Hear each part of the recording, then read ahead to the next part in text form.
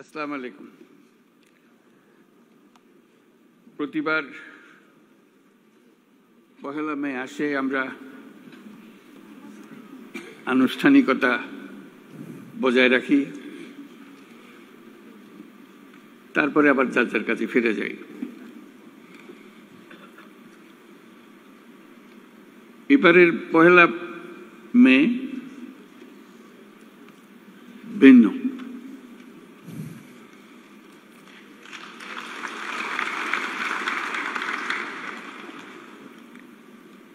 সেটা তো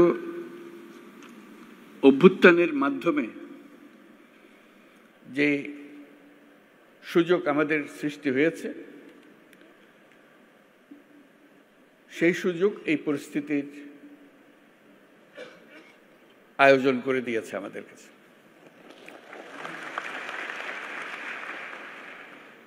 আমরা আজকে যেগুলোই উচ্চারণ করলাম, যেসব কথা বলি, আগেও ওরকম বলেছি নিশ্চয়ই অতীতে, পহেলা মে যখন হয়েছে। কিংবা এবারের অর্থ ভিন্ন। এই জন্য ভিন্ন, আমরা এই প্রতিশ্রুতি নিয়ে সরকার যাত্রা শুরু করেছে, যেটা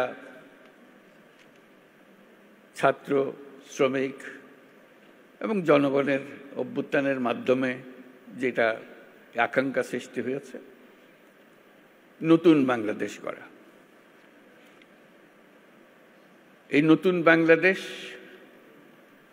বাংলাদেশ হবে না যদি শ্রমিকদের অবস্থা পুরনো বাংলাদেশের মতো থেকে যায়।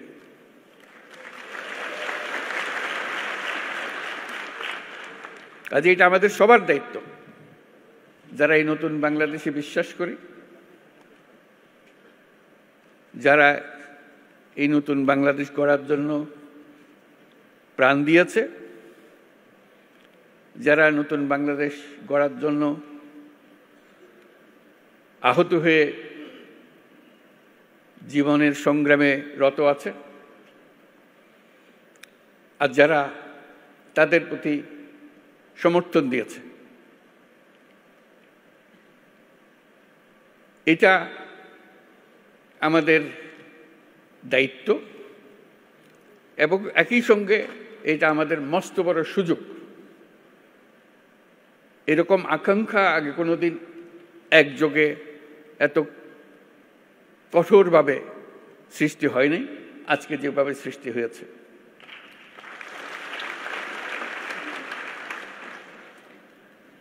শ্রম সংস্কার কমিশনের চেয়ারম্যান সাহেব খুব সুন্দর করে আমাদের যত আকাঙ্ক্ষা নতুন বাংলাদেশের শ্রমিকদের কি হবে সেগুলো তুলে ধরেছেন তাদের কমিশনের রিপোর্টে, এবং সেটা উনি ভালো করে বুঝিয়ে দিয়েছেন। এটা শুধু শ্রমিকদের পক্ষ থেকে বলার কথা না, সকল পক্ষকে নিয়ে, সকল পক্ষের অংশীদারিত্বে এই কমিশনের রিপোর্ট রচনা হয়েছে। তারা যেসব কথা বলেছেন, যেসব সুপারিশ করেছেন, আমি ব্যক্তিগতভাবে অভিভূত হয়েছে। এত সুন্দর করে এত কঠিন বিষয়গুলোকে তুলে ধরেছে। আমি তাকে অনুরোধ করছিলাম আমাদেরকে একটা তালিকা দেন যেগুলো তাড়াতাড়ি করা যায়। তিনি সঙ্গে সঙ্গে বললেন, আমি প্রস্তুত হয়ে এসেছি, তালিকা আপনার জন্য নিয়ে এসছি। আশু করণীয়, আমাদের দায়িত্ব হলো আশু করণীয়গুলো দিয়ে যাত্রা শুরু করা। এগুলো করণীয়গুলো সমাপ্ত করার পরে কঠিনগুলো আস্তে আস্তে আমরা রওনা হব। কিন্তু এটা বাস্তবায়ন না করে জাতির কোনো গত্যন্তর নাই। এই নতুন বাংলাদেশ গড়তে হলে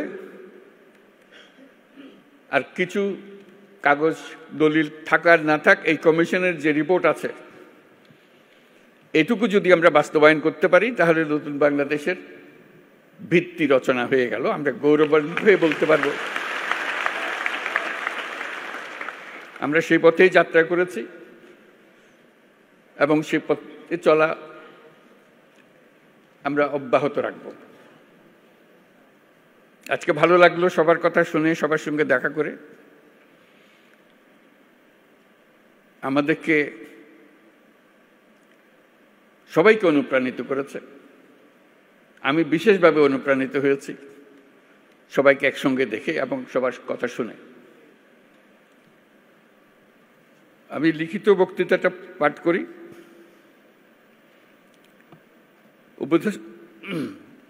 উপদেষ্টা পরিষদের সদস্যবৃন্দ, কূটনীতিকবৃন্দ, ইয়োর এক্সেলেন্সিজ, আইএলও সহ বিদেশি সংস্থার প্রতিনিধিবৃন্দ, শ্রমিক ও মালিক সংগঠনের নেতৃবৃন্দ, সাংবাদিকবৃন্দ এবং উপস্থিত সম্মানিত সুধী, আজ মহান মে দিবস। বিশ্বের শ্রমজীবী মানুষের সাথে সংহতি প্রকাশের এক ঐতিহাসিক গৌরবময় দিন। দৈনিক ৮ ঘন্টা শ্রম, ন্যায্য মজুরি ও শ্রমের মর্যাদা আদায়ের লক্ষ্যে 1886 সালের 1 মে মার্কিন যুক্তরাষ্ট্রের শিকাগো শহরে হে মার্কেটে শ্রমিক শ্রেণীর রক্তাক্ত সংগ্রামের মধ্য দিয়ে শ্রমিক ও শ্রমের মর্যাদা সম্মানের সাথে বিশ্বময় স্বীকৃতি লাভ করেছে।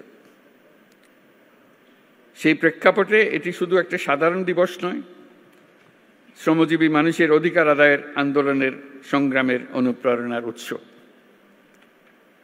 তার সঙ্গে এখন যুক্ত হয়েছে আমাদের অভ্যুত্থান, জুলাই অভ্যুত্থান।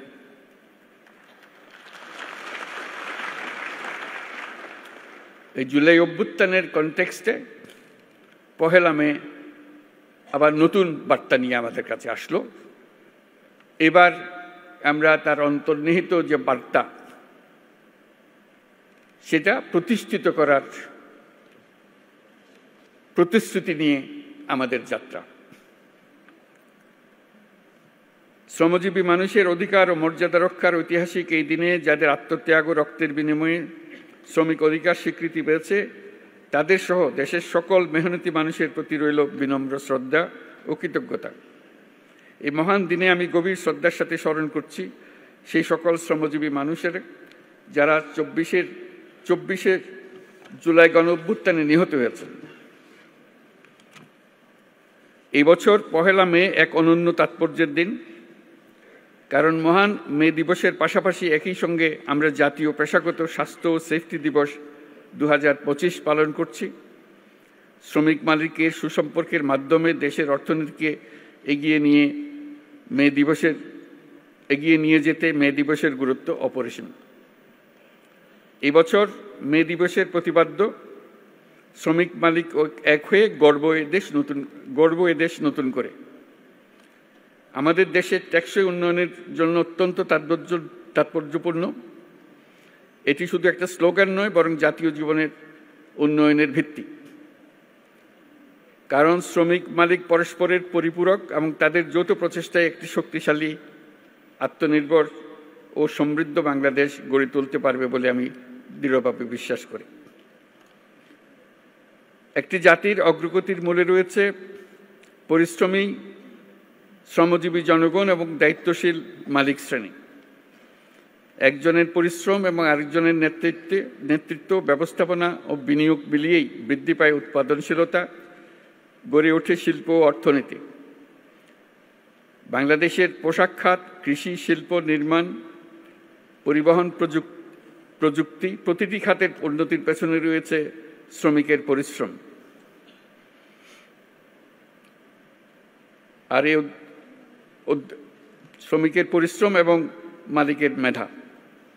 দেশকে নতুন করে গড়ে তুলতে হলে এই ঐক্য, পারস্পরিক শ্রদ্ধা ও আস্থার পরিবেশ সৃষ্টি করতে হবে এবং তৈরি করতে হবে শ্রমিকের সম্ভাবনা, যেটা তারা যেন উদ্যোক্তা হবারও সুযোগ পায়। সুপ্রিয় উপস্থিতি, শ্রমিকের ন্যায্য স্বীকৃতি ও সামাজিক সুরক্ষা নিশ্চিত করতে আমরা প্রতিশ্রুতিবদ্ধ।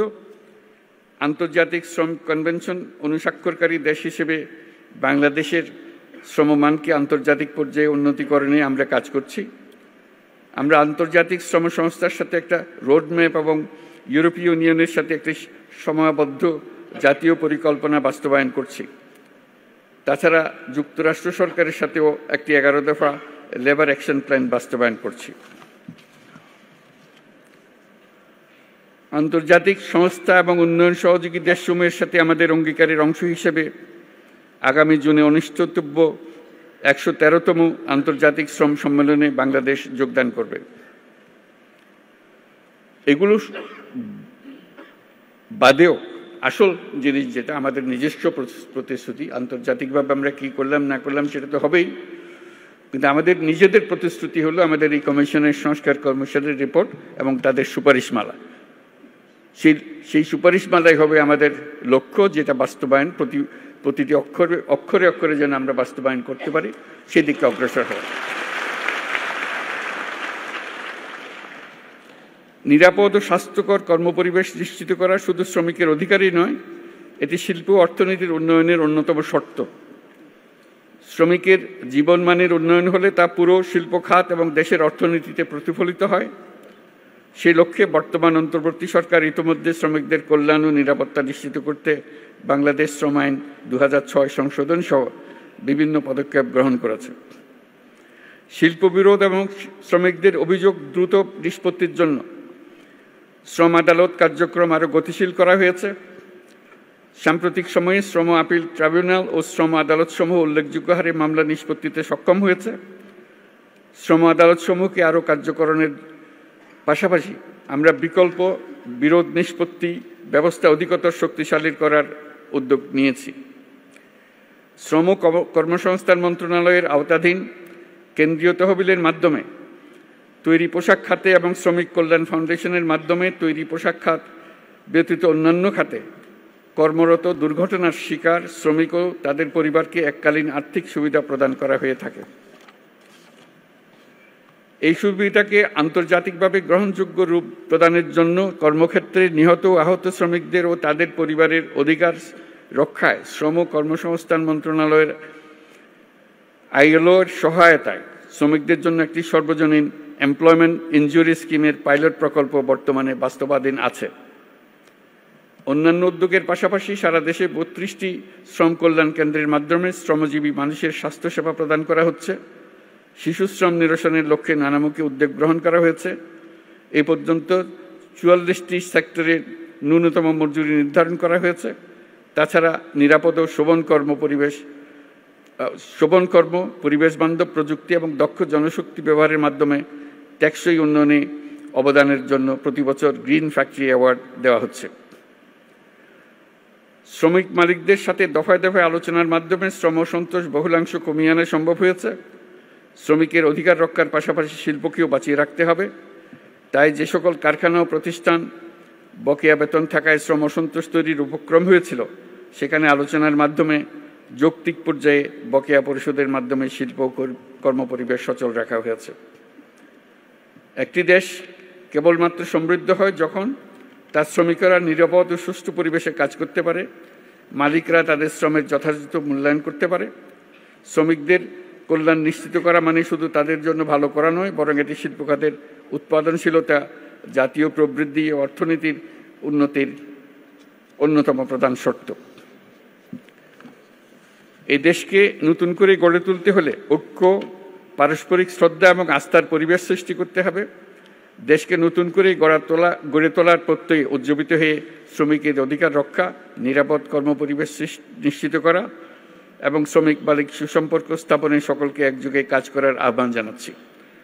আমরা যদি ঐক্য ও সহযোগিতার ধারা অব্যাহত রাখি, তাহলে জুলাই আগস্টের ছাত্র শ্রমিক জনতার গণ অভ্যুত্থানের মাধ্যমে বৈষম্যহীন নতুন বাংলাদেশ গড়ার স্বপ্ন শুধু স্বপ্ন নয়, বাস্তব হবে। বাংলাদেশ অত্যন্ত শ্রমঘন দেশ বিদায় শ্রমিকের অধিকারকে সর্বোচ্চ গুরুত্ব দিয়ে কাজ করতে হবে। আমাদের অনেক দূর পথ পাড়ি দিতে হবে।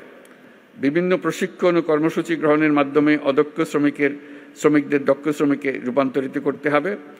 এই জন্য শ্রমিক সংগঠন, ব্যবসায়ী, বিনিয়োগকারী, সুশীল সমাজ, গণমাধ্যম, উন্নয়ন সহযোগী সবাইকে ঐক্যবদ্ধভাবে শ্রমিকের স্বার্থ রক্ষা ও ন্যায্য অধিকার প্রতিষ্ঠায় কাজ করতে হবে। পরিশেষে মহান বে দিবস এবং জাতীয় পেশাগত স্বাস্থ্য ও সেফটি দিবস অনুষ্ঠানে উপস্থিত সকলকে ধন্যবাদ জানিয়ে আমার বক্তব্য শেষ করছি এবং আমরা নতুন বাংলাদেশ